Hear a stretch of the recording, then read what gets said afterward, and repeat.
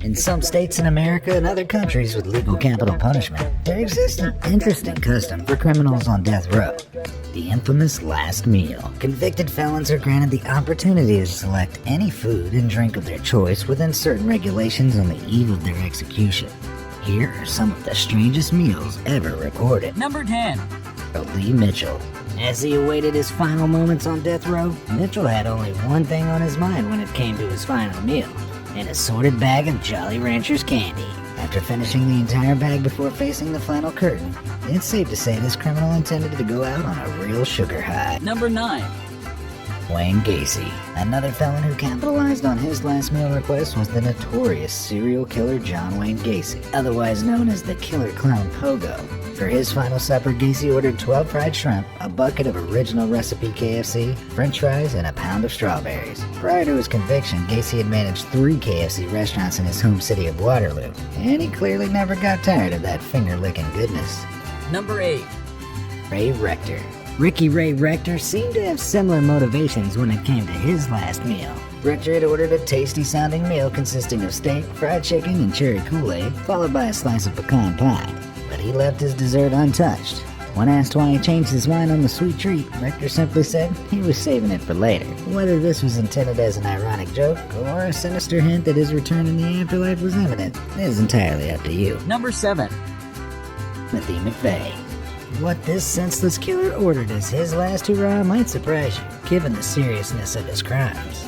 All McVeigh wanted to eat before his execution in 2001 was 2 pints of mint chocolate chip ice cream. Though it's unclear whether one remained chilled as he guzzled down the first or simply melted into a puddle beside it. To be honest, for a man responsible for 168 innocent deaths, even melted ice cream seems far too generous. Number 6. Thomas J. Grosso. Thomas J. Grosso was not the brightest of the bunch, and when Judgment Day came in 1995, his final meal request reflected his questionable life choices. He ordered a plethora of extravagant foods like 2 dozen steamed clams, half a dozen barbecued ribs, a Burger King double cheeseburger, and 2 strawberry milkshakes, alongside a can of SpaghettiOs to be served at room temperature. When Grosso's meal arrived, he was served spaghetti and meatballs instead, a mistake he'd never forget, as his final words were, "I did not get my SpaghettiOs. I got spaghetti. I want the press to know this." Number 5. Peter J. Miniel. Convicted killer Peter J. Miniel could give Lawrence Russell Brewer a run for his money for one of the biggest orders ever served on death row in 2004. Miniel confessed to his crimes and was vocal about being ready to pay the price, but not before he gorged himself on this whopping order. He requested 20 beef tacos, 20 beef enchiladas, 2 double cheeseburgers, a pizza with jalapenos, fried chicken, spaghetti with salt, and a modest dessert of half a chocolate cake, half a vanilla cake, cookies and cream ice cream, caramel pecan fudge ice cream, and a small fruit cake. To wash it all down, he also had 2 lots of Coke, Pepsi, root beer, and orange juice. Maybe he intended to explode Henry VIII style before facing the music. Number 4. Velma Barfield.